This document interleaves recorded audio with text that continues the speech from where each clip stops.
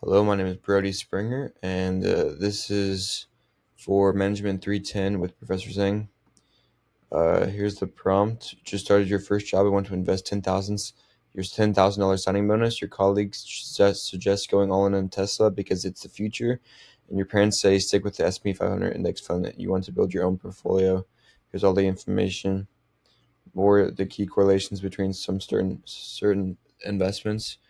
Questions to explore: what happens to the risk when you combine Tesla with bonds? Can you build a portfolio that beats S&P 500 return with your less risk? What's the optimal mix for someone your age? And how does correlation create the free lunch of diversification?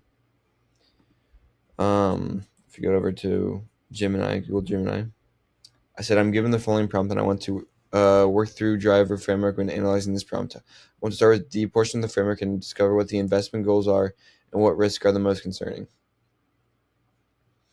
Um, and some of the goals, uh, um, we want to beat the S&P 500's return indicating a focus on growing the $10,000 over time.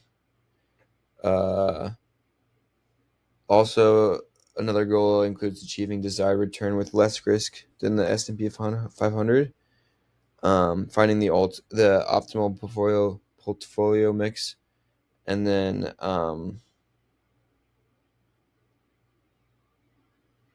yeah. Some of the most concerning risks are the high volatility on Tesla going all in. It has the highest outcome, but the highest volatility, which standard deviation is 60%, so the highest risk. An underperforming market of the S&P 500, and then um, the bond is selected before those two, considered like being all in on a bond, which has a failing growth potential. Okay, for the R portion, I said I want to visualize returns, volatility, and correlation between optimizing. Could you provide these things and explain a little more? And they provided some graphs between the correlations of different stocks, like Tesla and Apple has a 60.65 correlation, which is a good positive correlation between. And then here are the risk return portfolio available investments. Tesla has a higher return, but has a higher risk, standard deviation of 60%. Um, Key takeaways from the risk return plot.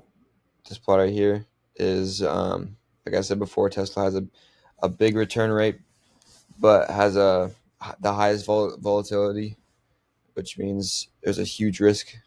Um, SP 500 is a middle target, a middle goal, has a solid 12% return, but at 18% volatility.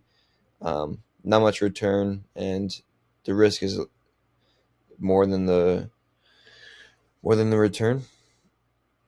Bonds are a safety anchor, but offer the lowest return.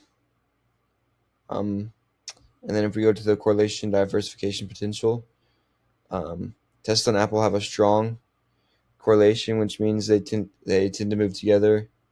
Um, Stocks and bonds. All stocks assets have a negative correlation with the bond ETF. When stocks fail, bonds tend to rise, providing a crucial ballast for the portfolio.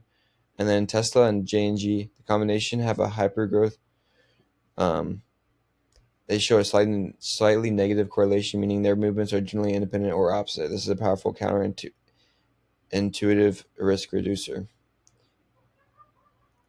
Um, and then on to the I portion of driver. I said, could you build a portfolio with real-time data with these investments, provide a graph with the growth rates of each investment?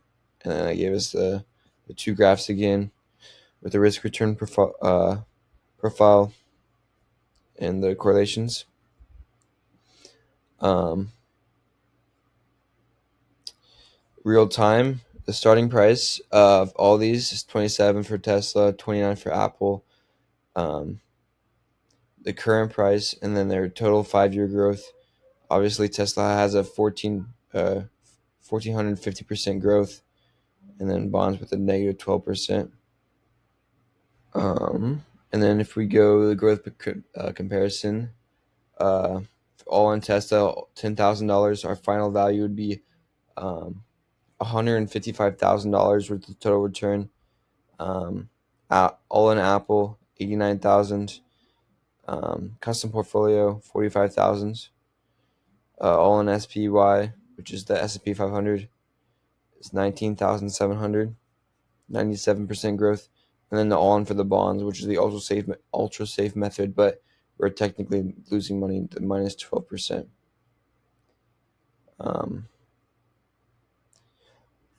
Some things to look into. The custom portfolio line would track below the single stock high flyers, but would remain significantly above the SPY benchmark, the S&P 500, demonstrating the value of active management and diversification and capturing high returns while maintaining lower overall risk compared to the all-in and Tesla approach. And then if we move to the V, validating the information, the S&P 500 over 5 years, it does show a 93% growth in past 5 years, just like here. When I asked it to put the real-time data, it's 4% off, which is close enough. And then for the Tesla, is a way off. 5 years, 213% growth, and for Gemini's response has a total return of 1,450. So that's off. So you might not want to trust that, but the S&P 500 is pretty validated when looking at real-time data. And then onto the E portion of driver. How does the mix affect risk and return?